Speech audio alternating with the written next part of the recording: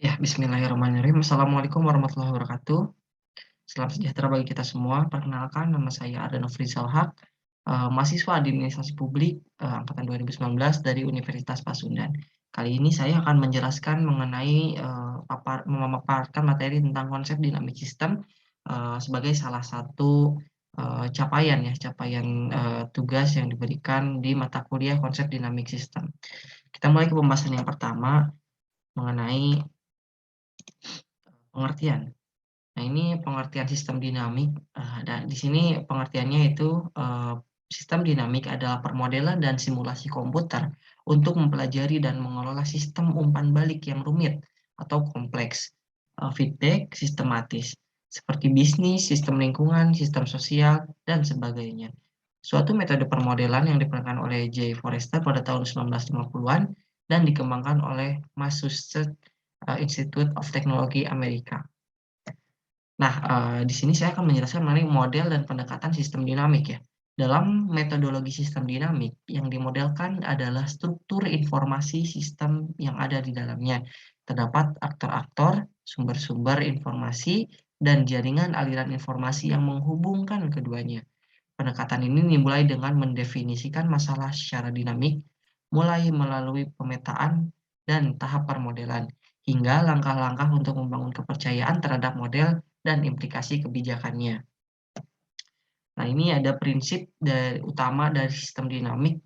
Metodologi dinamika sistem pada dasarnya menggunakan hubungan-hubungan sebab akibat atau kausal dalam menyusun model suatu sistem yang kompleks, sebagai dasar dalam mengenali dan memahami tingkah laku dinamis sistem tersebut.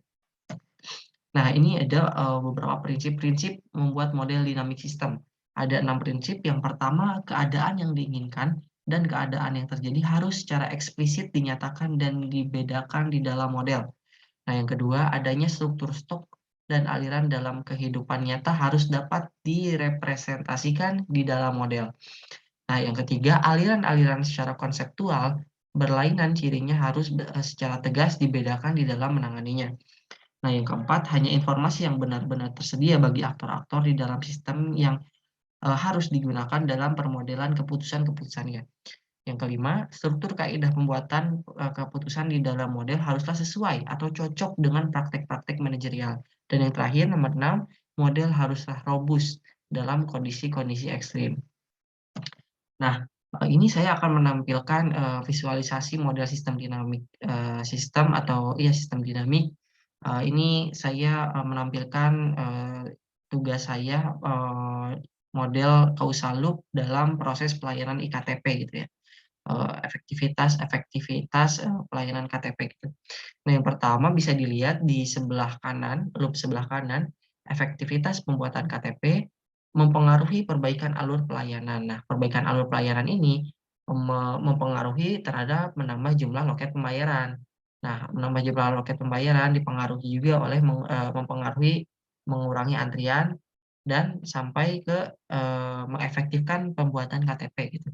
Nah, kita lanjut ke loop yang atas. Jadi efektivitas pembuatan KTP ini akan memberikan pelayanan yang berkualitas ya. Jadi setelah pelayanan berkualitas, ini dikarenakan pemanfaatan teknologi ektp gitu. Nah, pemanfaatan teknologi ektp ini dapat terwujud apabila terdapat perbaikan alur pelayanan.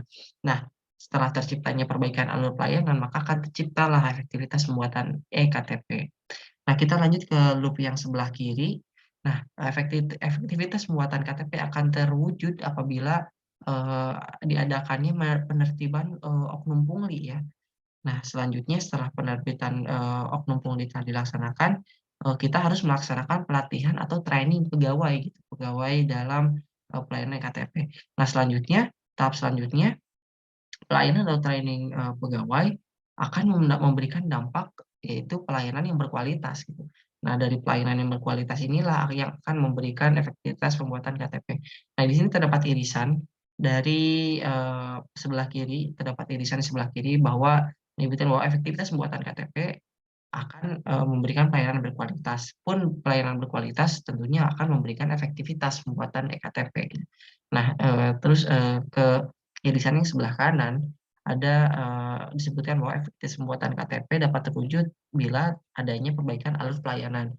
Begitupun sebaliknya perbaikan alur pelayanan akan ter perwak per bila dilaksanakan perbaikan alur pelayanan maka, efektivitas pembuatan KTP akan terwujud.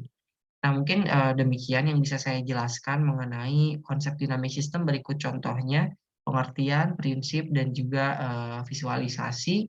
Ini saya menyontohkan, tentang, causal loop ya, causal loop dalam proses pelayanan ektp. Cukup sekian yang bisa saya sampaikan, terima kasih atas perhatiannya, mohon maaf bila terdapat banyak kekurangan. Wassalamualaikum warahmatullahi wabarakatuh.